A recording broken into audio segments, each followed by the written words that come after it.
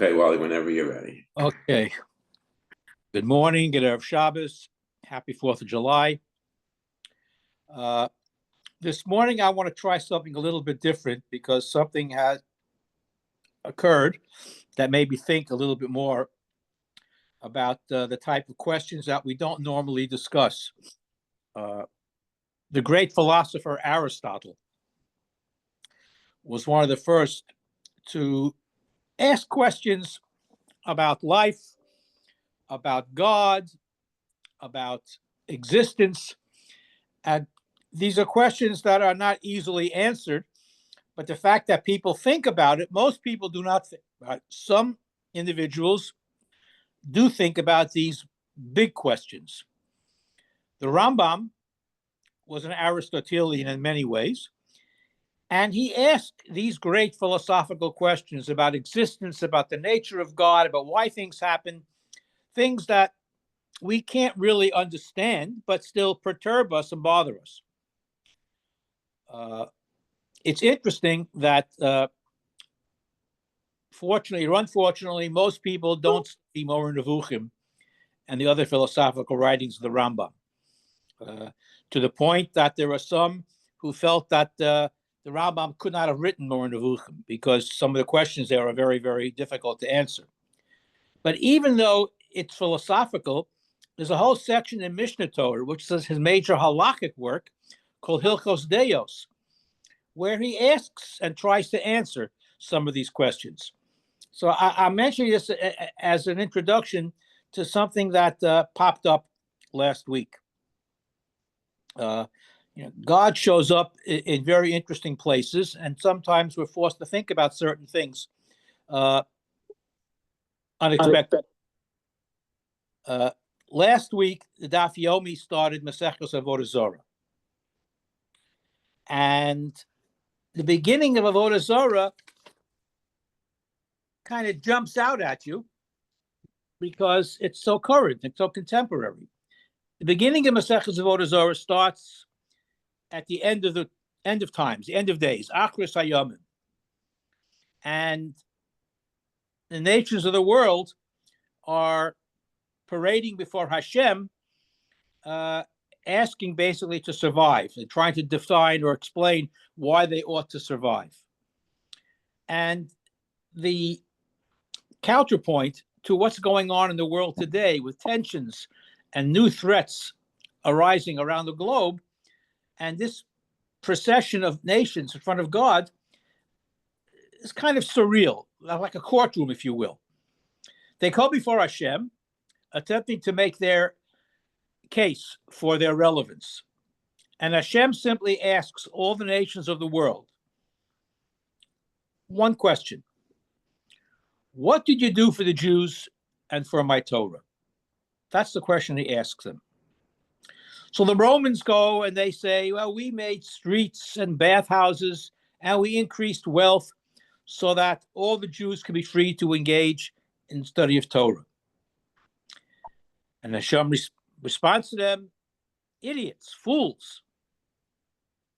And he mocks them because all of their building and all their exploits were only to enhance their own pleasures. And the money, he quotes a pasuk that in Treyasar Chagai, Li HaKesef Li HaZav Shel Hashem. So the Romans' argument is put aside. So after the Romans are disgraced and they go off the stage, the Persians, otherwise known as the Iranians today, they come forth and they try to explain their relevance and how they helped Torah study. And you keep in mind that for a while, the Persians controlled Babylonia, where the great yeshivas were. So they offer a similar response that the Romans did.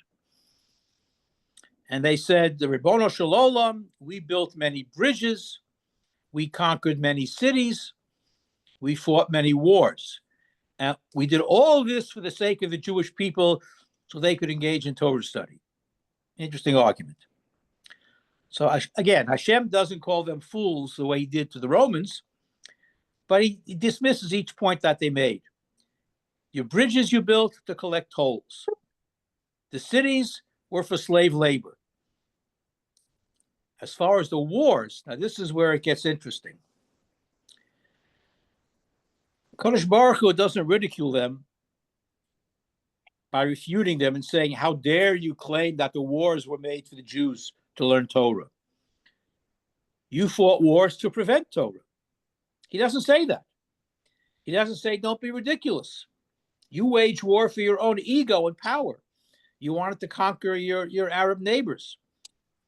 He doesn't even say to them, you started wars so the Jews would not learn Torah. Instead, he says, I waged the wars. Milchama ani asisi. You didn't make the war, I did. So the Gemara at that point seems to say something very stark, very stunning. Apparently, Hashem felt that the wars that he caused to happen were started so that Jews would learn Torah. Very strange Gemara. So maybe at the end of days, the angels, the attorneys, so to speak, that were making the case for Persia, maybe they realized that the wars that they waged, the turmoil that they caused in the Middle East, and they meant it for evil against the Jews, instead was the impetus to learn Torah. How do we understand that? Hashem wages wars, but his proxies, who will eventually be severely punished, did accomplish something behind the scenes. Whenever there was war, it brought Jews back into shul and back into the Beis Medrash. Very interesting confluence of events. Look at the text of Al Hanisim, for example. We thank Hashem, we praise Hashem for all the miracles that he did, the wonders, all the salvations that he performed for Klal Yisrael. But what else do we thank Hashem for? The Al HaMilchamot. We also thank Hashem for war. Why do we thank Hashem for war? I understand thanking Hashem for being saved, for salvation. Why do we thank Hashem for war? And perhaps we can offer an answer, and this is the part that is difficult, that as brutal as wars may be, they could also serve as an impetus for tshuva and for personal growth. And this perhaps is hinted to by the words of Rashi on the pasuk that we say, Hashem ish milchama. Hashem is a man of war. Rashi says that even when Hashem wages war and punishes his enemies, while that's going on, he still conducts the world with rachamim. Unlike mortal kings who are focused and all they do during war, they suspend all the other affairs, Hashem does both at the same time. He wages war and he conducts the world with rachamim. In other words, milchama, war, does not cancel rachamim. Perhaps it reveals it. Even as Hashem punishes the wicked and wages war in what appears to be a showing of din, he still nourishes and sustains and orchestrates the world. And this is not only for the sake of those he's battling, but for the sake of Klal Yisrael. While war is going on, children are still being fed, lives are still being guided, there's tshuva being planted in the most unexpected places. Maybe, and this is a question that maybe you could help me answer, maybe that's why Hashem doesn't reject the claim that the wars actually help Jews learn Torah. Because as painful as these wars are, they do not interrupt Hashem's divine compassion. There might even be an expression of Hashem's compassion to wage war, He wages war in order to save us. How does that work out? Because when war sometimes is a vehicle for rachamim, and perhaps that's how we can understand Hashem's hashgacha, maybe. Very strange phenomenon that's going on. Bnei Yeshiva all over the world are learning more now with what's going on in the world. People are davening more. People are signing up for extra Sidorim, extra Tehillim, we say every day. More Chizuk is being delivered. Schools are pushing summer incentives. Camps are engaged in this as well. There's something happening. And our response is, the vehicle of our response apparently is Torah. Not because the media tells us to do it, not because the yeshiva gives out free Slurpees for every extra Mishnah that you learn. The wars apparently are for us. And somehow it always boils down to a Persian or Iranian megalomaniac. The Gemara in Sanhedrin says, in the name of Rabbi Eliezer, if the Jewish people do tshuva, they are redeemed. And if not, they are not redeemed. Okay.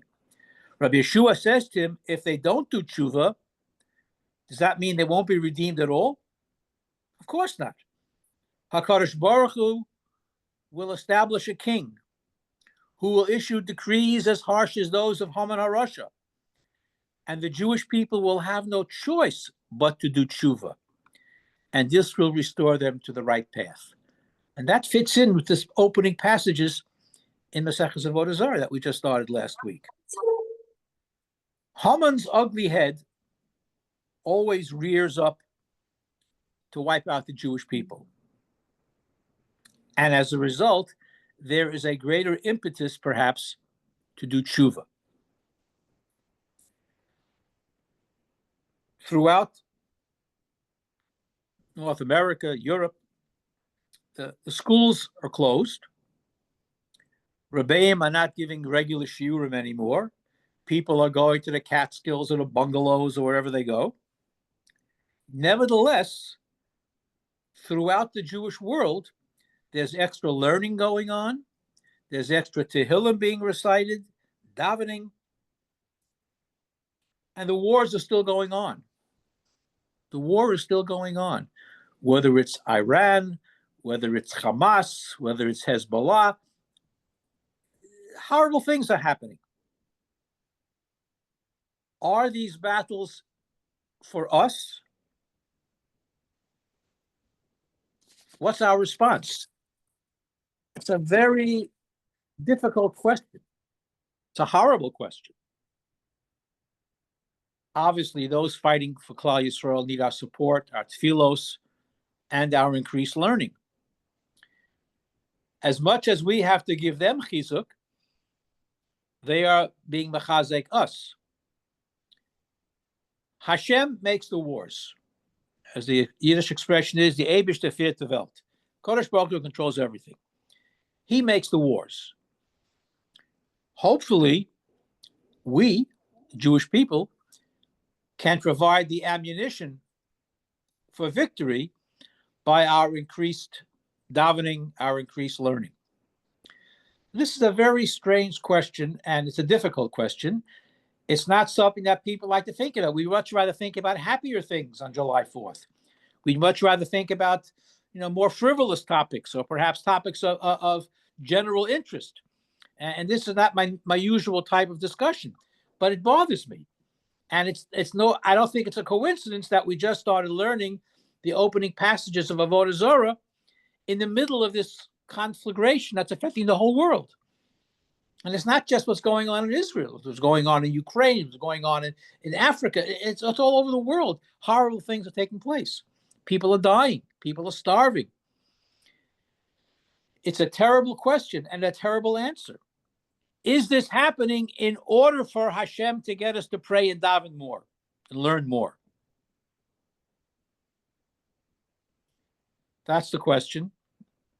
Perhaps that's the answer. I don't know. but it bothered me, and I just wanted to share it with you. And I'll try not to make any more downers in the future. But this is something that just jumped out at me, and I thought I would raise it with you. Any comments, questions? It's a very heavy topic. I'm not sure if I'm even firm with my own answer, but part of me would hope that the Kadosh Baruch Hu wasn't doing this just to get us to unite, to daven, to recite Tehillim more and more, because there's just too much death and suffering just to achieve that end. I can't accept that the Kadosh Baruch Hu would want so much negative and tragedy just to gain that end. That's my thought at the moment. I haven't given it tons of thought because you just threw it out there. Okay, but that's the whole point, because most of us haven't given this a great deal of thought. It's not something we're comfortable thinking about. I will tell you, though, to add to your thinking process over the weekend, if you study math, the graph of a cosine is up and down, up and down, up and down. That's a graph. This is Jewish history and Tanakh. Throughout Sefer Malachim and Shmuel, goes up and down, up and down, up and down. When they observed Torah, then the Jews were doing well. When they began observing Avodah Zarah, then there was a war and people died. I mean, it goes up and down. Cause and effect, again, the Rambam points out that we can't possibly begin to understand why Hashem does what he does. That's beyond our ability. But that doesn't mean we can't wrestle with it. And that's what I'm doing. I'm wrestling with difficult questions. The answers are not satisfactory all the time, but I think it's an area that we should be wrestling with.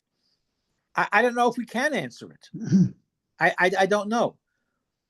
But Wally, but the confluence of the beginning of Avodah Zarah and what's going on in the Middle East today, I don't believe is coincidental. I'm sorry. Go ahead, Mendy.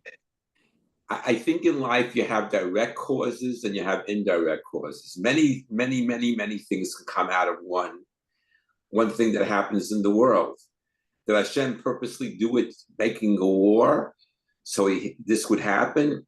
No, there's other reasons why, but indirectly, this comes out from it. I'll give you an example today. Today is my father's, who NATEP is named after, was the 55th yahrzeit is today. Definitely. Thank you.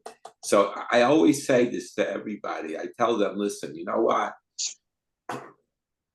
When my father passed away, it kind of really woke me up to basically take another way of looking at the world. And I really think because of that, I was able to achieve the things that I did. And if it wasn't because of that, I don't think I would have been able to do it. Was there a direct cause that had to happen for me to achieve this? It could have happened in another way, but there's 100 different things that could have came out for it. And I don't think that was the main reason that my father died, so I should be able to become successful.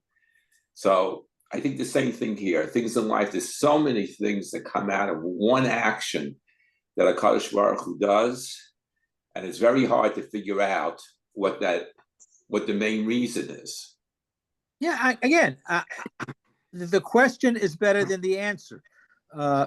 Is there much more learning and davening and Tehillim being said now than there was a year ago, 2 years ago? Absolutely. Was war necessary to generate that? That's the question. Do tzoros have to happen in order for us to do what we should be doing all along? Learning more, davening more, showing up in Shiur. All these are difficult questions. Wally. Yes. Wally. Well, That's- what Nathan, go ahead. All right. Yeah. Maybe a different way.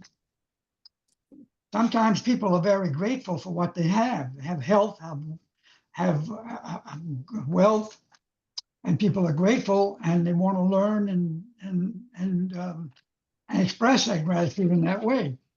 So why not do it the opposite way? If I were Hashem, I would make the rest of the world punished and make the Jews successful and happy. Halavai. So I nominate Nathan to be Hashem, but it's not going to, it doesn't work that way. Okay. It doesn't. I agree with you. That would be terrific, but it doesn't always work that way. Hey, No, Wally, Yes, you go ahead. there's an old saying, there are no atheists in the foxhole. Right. So, yeah, that's what drives the religion. Okay. So the question, but is it necessary to put people in the foxholes? Apparently. Okay. Because every time we have it too good, we start losing the Torah. That's the graph of the cosine in Tanakh. Absolutely. Absolutely. So again, I would encourage you, if you're not going to read Aristotle, at least read Rambam Hilchos Deos, because he raises some of the questions. And Mor Nevuchim, he tries to answer them. But that's a little bit, it's not for everybody. But in World War II, the aristocratic Germans said, we're Germans. We happen to be born Jewish, but, we feel we're Germans. Yeah, they had no shaykhs to Yiddishkeit, but the Nazis considered them Jews. Yeah. Well, so if you have one Jewish grandparent, the Nazis considered you a Jew. Right. Yeah. Maybe we need to try to focus more on the positive Yiddishkeit that we have in our lives, like make more of a deal, make more of an effort for people that might be a little further from their Jewish practice, see if the kid can have a bar mitzvah rather than they say, there's no reason, as opposed to war. Maybe there would be a different way to enhance and be makarev more Jews to Yiddishkeit and observance rather than wars. But we're not Hashem, so we can't quite figure. In the aftermath of the 6-Day War, that was when the Kiruv movement really picked up steam. And that's when all these yeshivas opened up in Israel as a result of the victory. Right. But again, the question is, what is necessary to drive this movement? And unfortunately, it seems that whenever there's a war or some type of a tragedy takes place, that seems to drive it. Is it necessarily so? Does it have to be that way? Hopefully not. But it seems to be. And the question is this part of Hashem's divine plan? Has Hashem come to the conclusion that the only way to get people back into the shul and back into the base medrash is through a tragedy such as a war? Because all the other things that have been tried don't work. When he lets you know, will you let us know? We're still wrestling with it. Wally. There is a book, I forget who wrote it, called God Wrestling. There are questions that we have to wrestle with. And we don't always find answers, or if the answers that we find are not always satisfactory answers or good answers. It's just one more thing to think about. I'm sorry if it's a downer on Erev Shabbos, but this just happened when the confluence or the collusion, if you will, of the beginning of Maseches Avodah Zarah, which talks about the importance of Hashem waging war in order to bring people to do tshuva, and the fact of what's going on in the world today, it seemed too much of a coincidence for me to ignore. So that's why I brought it up. But I will be more upbeat in the future. Yes. Is there any other, does Rashi offer any other explanation for the term Ish Mechila? No, I mean, think about it. When we say Al Hanisim and Hanukkah and Purim, These are two great salvations for the Jewish people.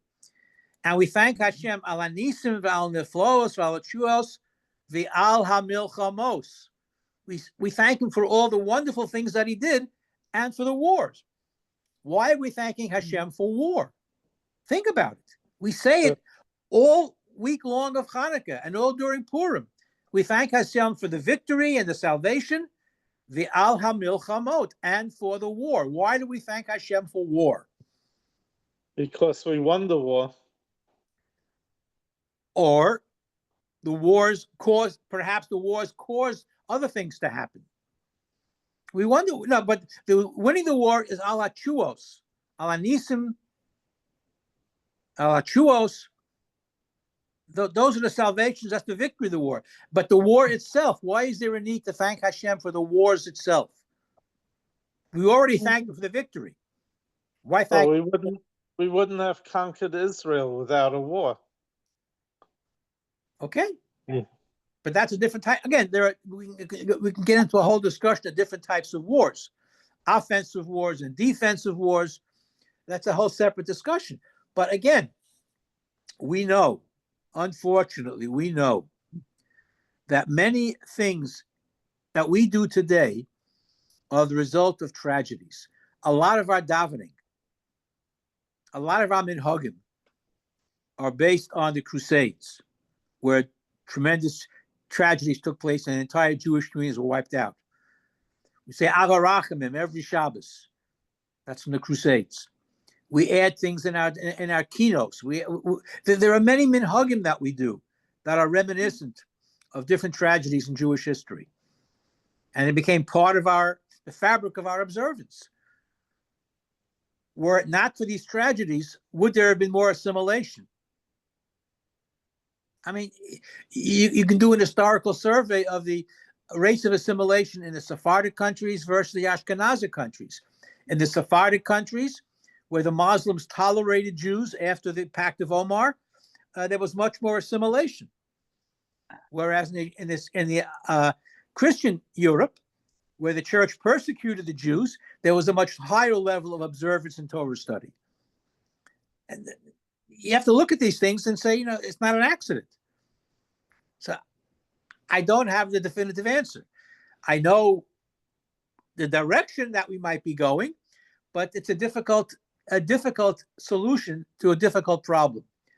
And again, the questions are better than the answers, but I think it's important at least to grapple with the questions. Anyway, have an uplifting Shabbos if you can after that. Think positive thoughts. I have one other question. Yes, Nathan, shoot. What does RC stand for? What does what? RC. It's on your shirt. Rabbinic Council. Oh, it's Jewish Center of Riverdale. It's JRC. Okay. Oh, what happened to the J? It's J's. It's there. Oh, I see it now. Yes, I see it. Thank you. It's there. Thank you. That worried me the whole program. That's the logo. All right. So I'm glad I answered that important question. Okay. Good Shabbos, everybody. Shabbos, Thank everybody. you. Good Shabbos. Good Shabbos, Shabbos. everybody. Thank you. Thank you, Rabbi. Good Shabbos. Good Shabbos, all. Good Shabbos. Thank you. Shabbos. Shabbos. May the fourth be with you. Thank you, Rabbi. Shabbos, everybody.